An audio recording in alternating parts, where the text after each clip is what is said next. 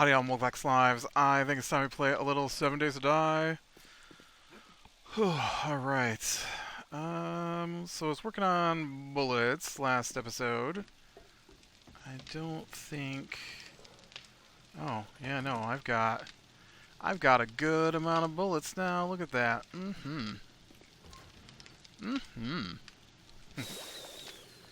Oh. Well, we'll give it a few more minutes here for daylight to break. Might as well start another batch here. Oh, which is only limited by the amount of lead tips I had. Cool.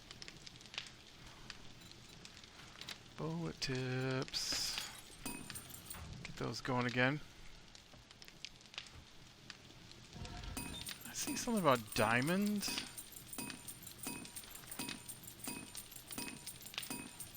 Cool. I don't have access to that, but that looks like something that might be interesting.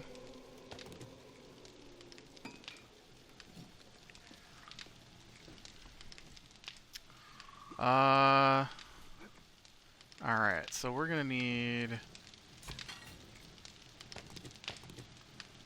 water, obviously.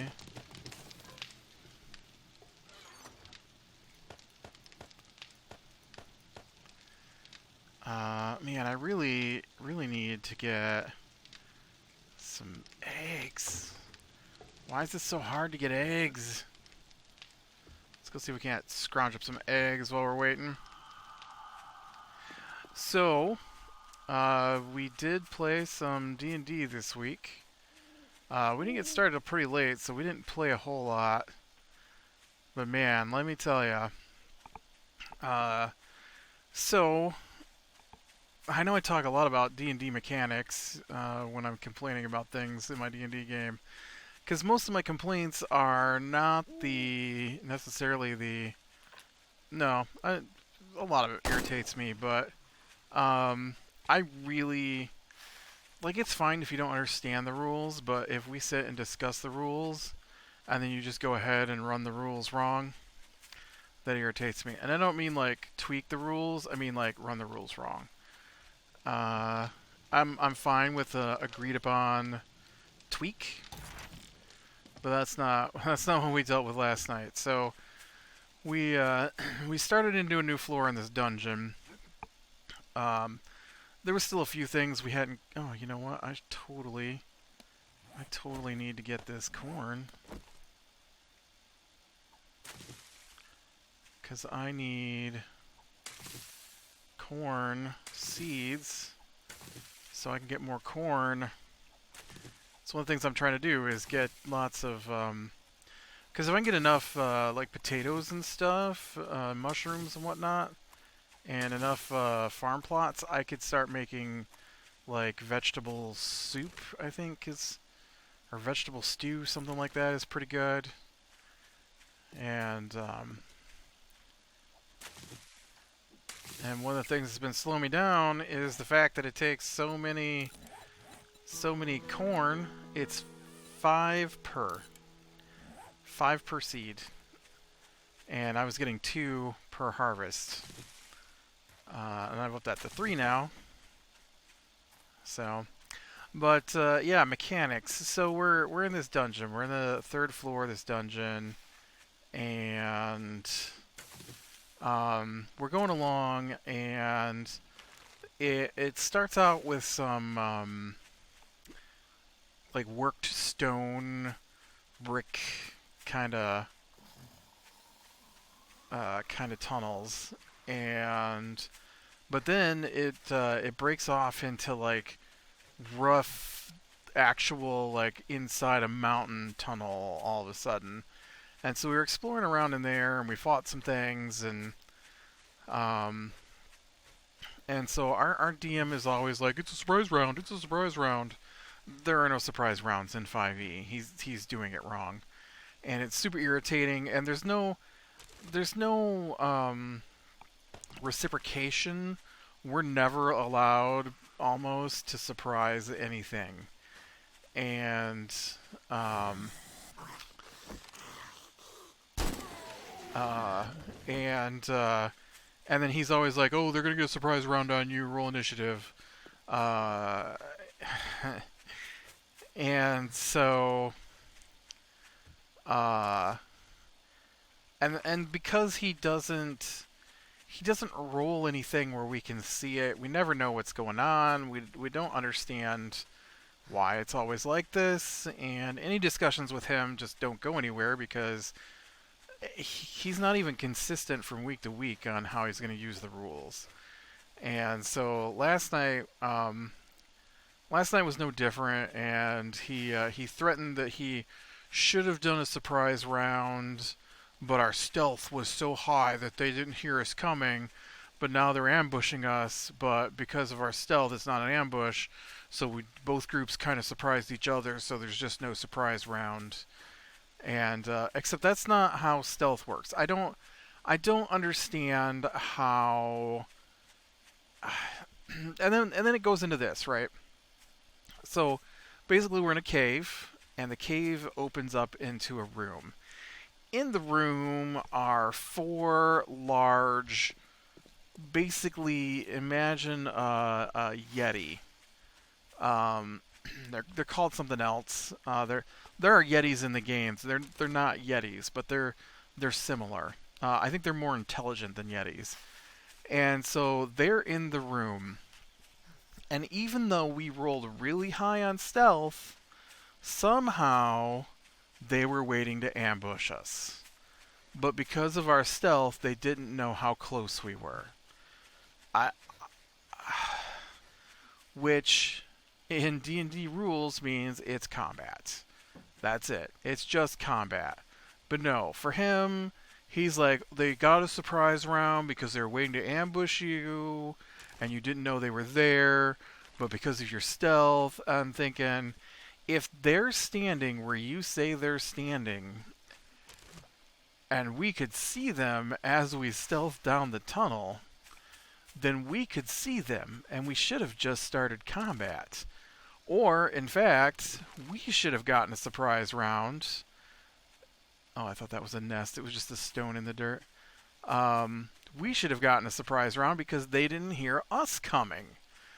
If anything. And so I don't understand the application the way he did it. That's not the one that irritated me the most. But that was the moment that indicated it was going to be a rough night. And so then we went from there to, okay, I think this guy, he's got a helmet on. So I think he's actually a little bit maybe more immune to my bullet. Well, it still took his head right off. I thought he'd be a little more immune to him because he's wearing a helmet. And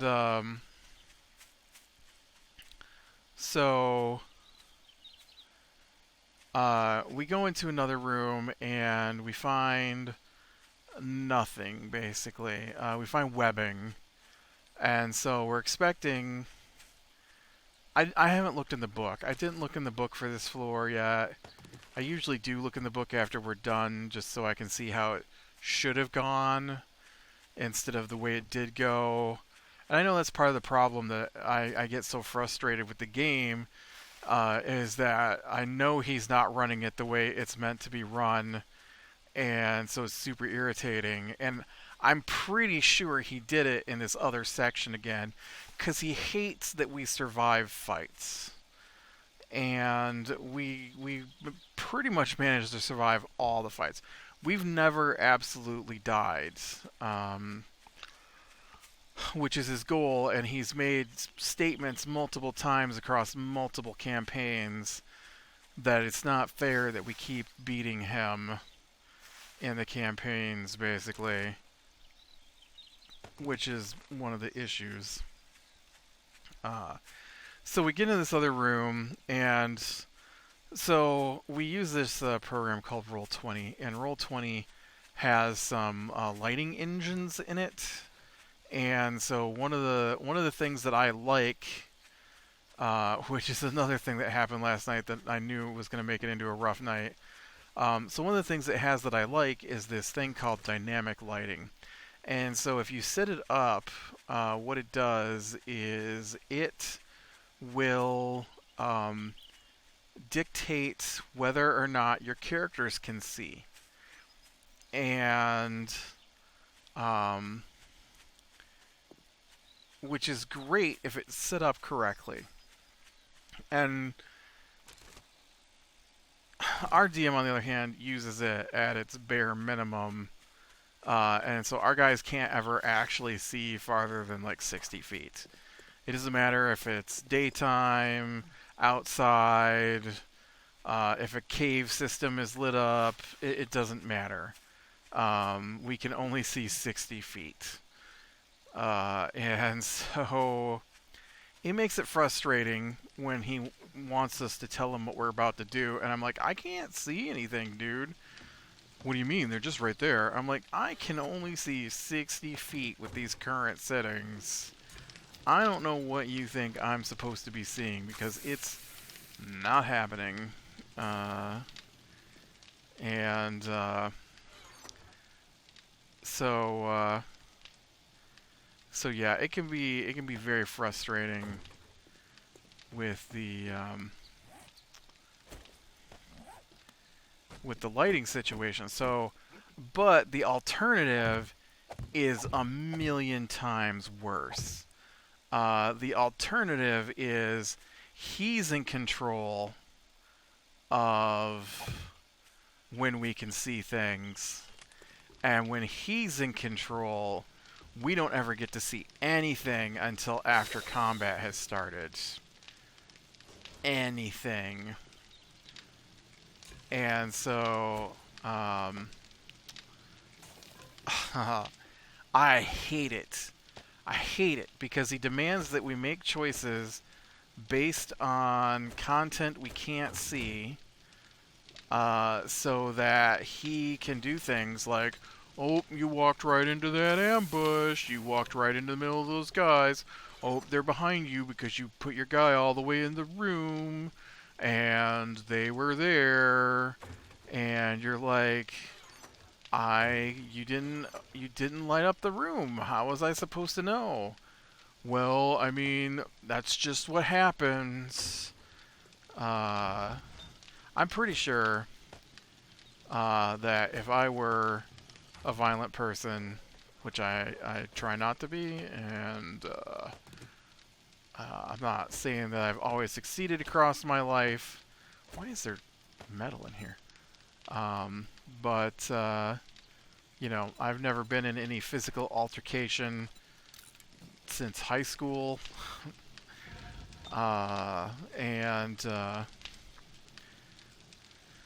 which is a long time ago. And so, you know, I try not to be a violent person, but I'm pretty sure if we played in real life, I would punch him in the face. I'm pretty sure that would go down at some point. I would just be so angry at how he plays the game. And so, I mean, imagine you're looking into a room, right? You're looking into a room, but somehow you can't see the 8 people standing in that room. How? Like, they're not invisible. It's not like we're walking into a room where people are invisible. He just doesn't display them so that we know they're there until we enter the room. He does it when we use dynamic lighting. He does it when he's in control of what we can see. It doesn't matter. We can't see what's in the room until after we enter the room, and then he puts them down where he wants them to be so that he has the greatest tactical advantage. And it's super irritating, which is my biggest anger from last night. So, my internet's not the greatest, and Roll20 is pretty intense with dynamic lighting and stuff turned on because you're constantly moving your tokens, and so the lighting on the map is changing, and so it's got to update from the browser, you know, to the server and back, and so I've been putting up with how laggy it is. It's just laggy. It's not terrible. But you move your guy, and you gotta wait a half second or whatever before it updates, right? Well, last night it wasn't happening to me, it was happening to them.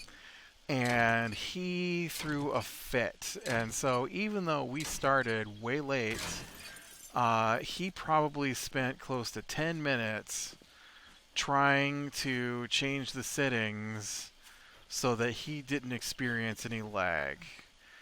And so instead of just playing with the lag, he reverted from the game or from the engine, the website determining what we could see. He reverted back to he manually clears blackness off the map.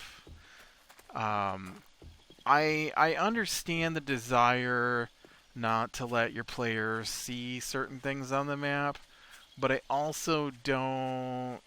don't think it's as oh look right here, look at all this coal right here. I don't think it's as big a deal as he makes it out to be. I think the problem is that he constantly cheats. And so he's afraid that we're going to constantly cheat. He was doing it last night. He would check out what abilities the monsters had, because he plays with a character in our party as well as being in charge of the bad guys. It's very difficult to do because you both know where things are at and you're controlling a character.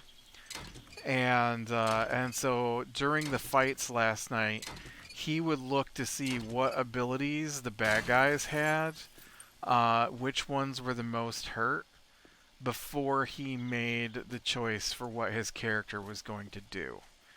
Like what weapon he was going to use, what spell he was going to use. Well, I was going to cast this, but it says here that they're resistant to that, so I guess I'm not going to cast that. We, on the other hand, have none of that information. We're not even allowed to see him half the time when we're interacting with him, and so that's super irritating when he does that. And so, but for me last night, the most irritating moment was this. We go through the cave system. We're at the point now where he has to remove the blackness so that we can see. We're rolling stealth constantly because we don't want to get jumped, and so our stealth is pretty good most of the night. And we get up to this room, and there are guys in the room. And then he says then later he says there's other guys in the room that are phase shifted. We ran into a spider nest, right? And so they were phase spiders. And I'm fine with the phase spiders being phased in and out. But the room is pretty small, and a phase spider is pretty big. And so he goes and he decides that they're phased out during our combat. We fight the other things, and then when we finish the other things, we're in a small room. It might be 60 feet across, but it's only about 20 feet wide. And where we're standing, part of it is only 5 feet wide. And this is important because he places the spiders down saying that the ceiling is 20 feet tall, which is fine. And he does this thing where he's like, however far away he can get creatures so that we can't interact with them is where he puts the creatures. And so he says that the spiders were on the ceiling. That's fine. I mean, they're spiders, they can climb. But the spiders, a phase spider is a 10 by 10 by 10 creature.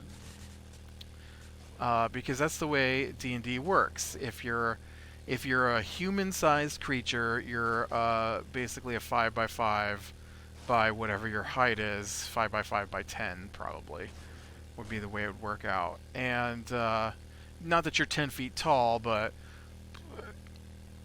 most of the races are taller than 5 feet, so that would push them into the 5 by 5 by 10 feet. And so he puts these spiders on the map, and he's like, this one attacks this guy, this one attacks your guy, this other one attacks your other guy, this one attacks the other guy, and I'm like, what? He's like, yeah, they were phased out, now they've phased in, and I'm like, how are they fitting in the map that way? What do you mean? I'm like, how do they fit in? It's a 15-foot gap, and each of those spiders is 10 by 10 by 10, so you can't have two spiders in that same spot. They would overlap. He's like, no, it's a 20-foot tall ceiling. I'm like, yeah, it's a 20-foot tall ceiling, but how close am I? Okay, I'm in the right spot. It's a 20-foot tall ceiling, but the spiders can't fit in the hallway because the hallway isn't 20 feet across. What do you mean? I'm like, look at the map, dude. It's only 5 feet across in this one spot. You can't put a 10-foot across spider in this room and say that they phased into being inside the wall to attack us, because that's not how it works. What are you doing? Well, I mean, the ceiling's 20 feet tall. I'm like, well, good for the ceiling, but the hallway is only 15 feet across on the map.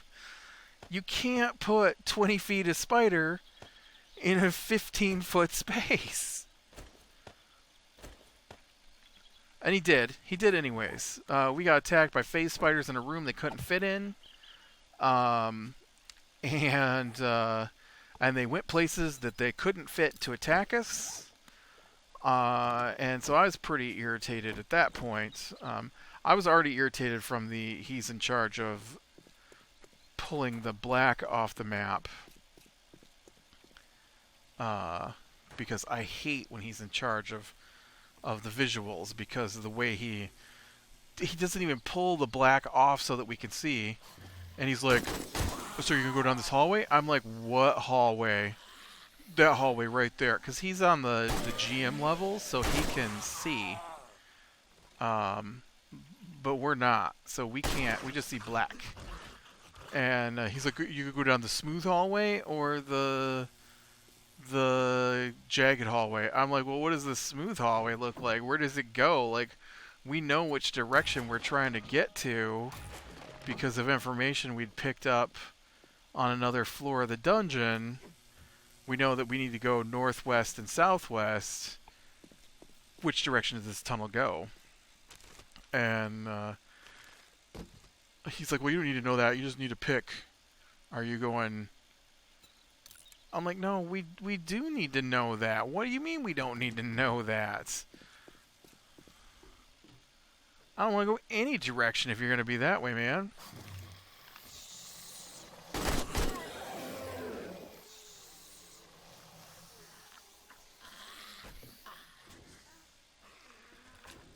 Okay, how about this guy? He's got armor.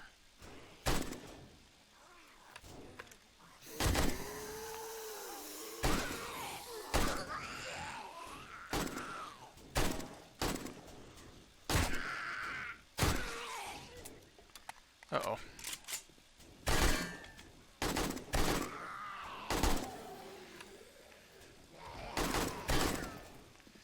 You hear my bullets tinking off of his armor?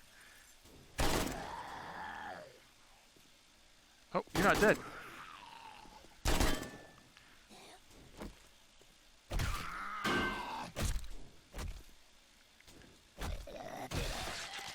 There we go.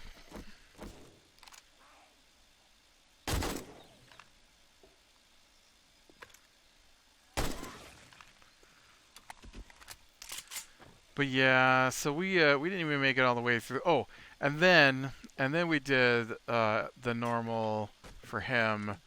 Let me pretend that the NPCs are going to talk to you, but you're going to I'm not going to make any sense with what I say, but in the end, you're just going to enter combat.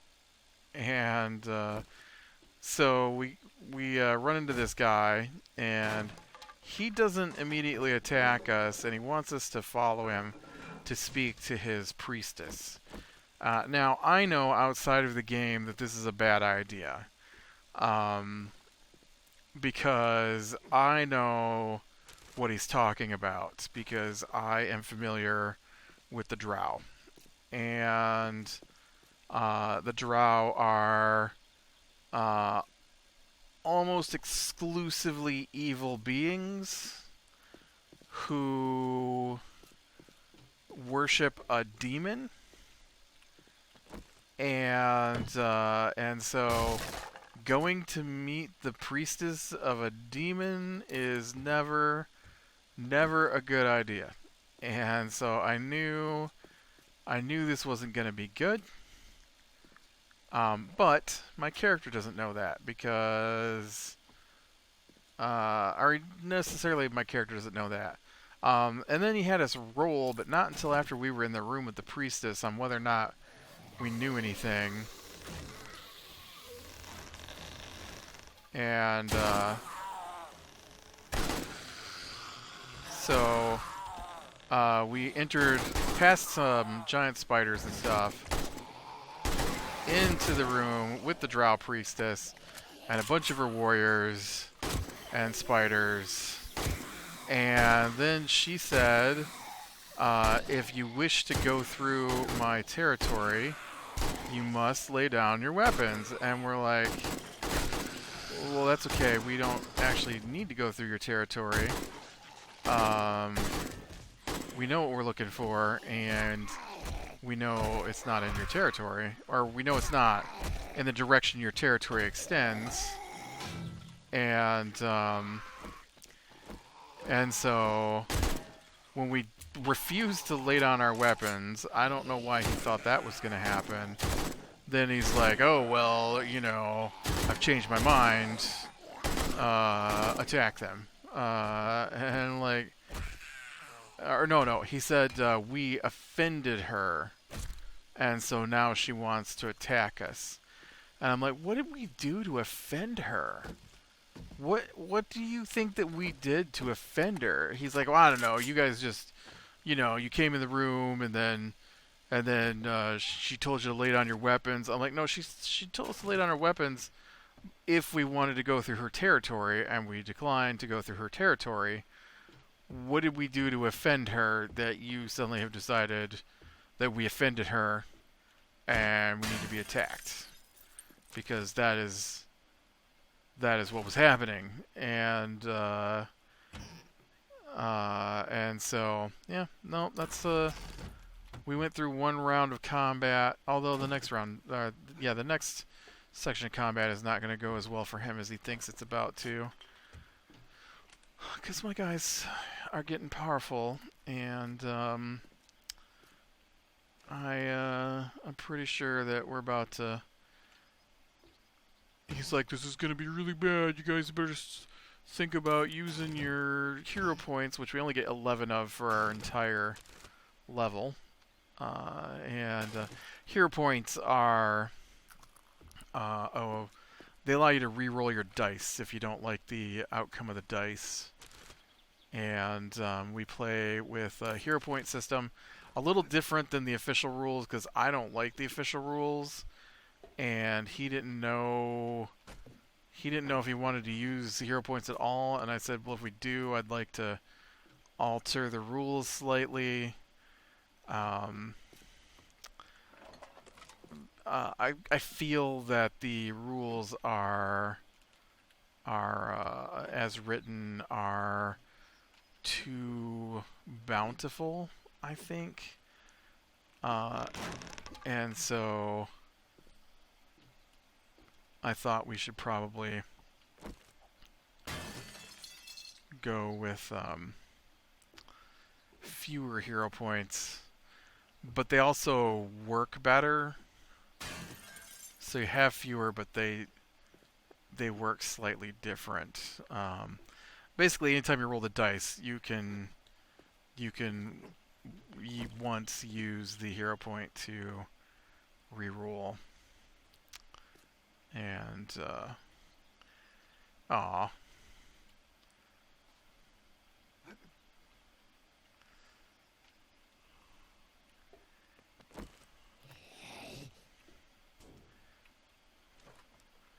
So, yeah.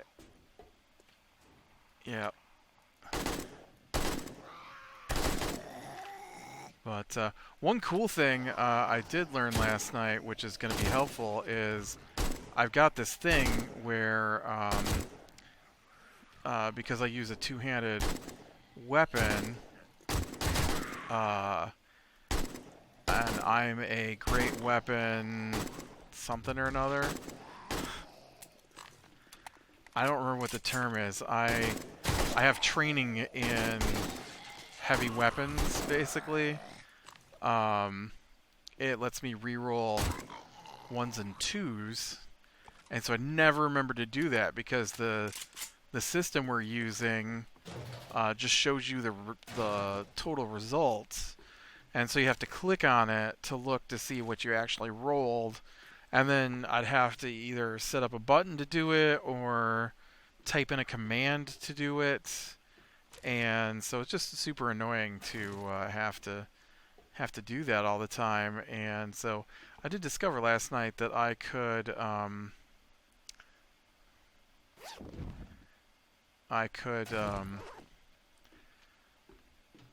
set up a command so they just did it automatically, which is awesome. It now will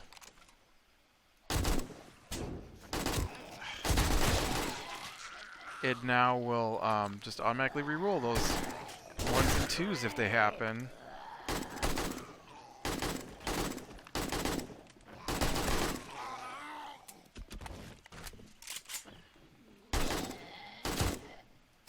Which I'm sure is going to up my damage a little bit more.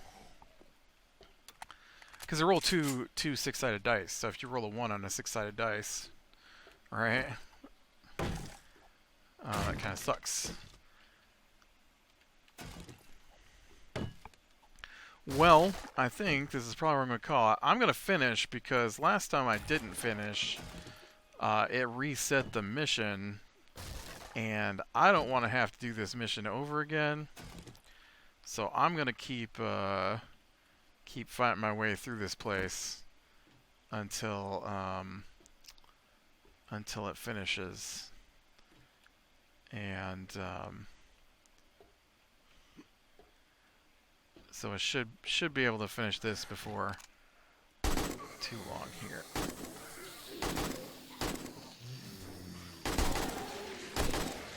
Although I should switch to more punches and less bullets, as I'm getting low on bullets.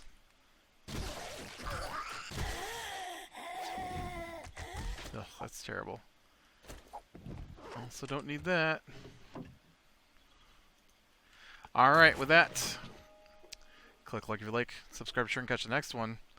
And I will talk to you later. Oh, what's this? Gyrocopter accessories, nice.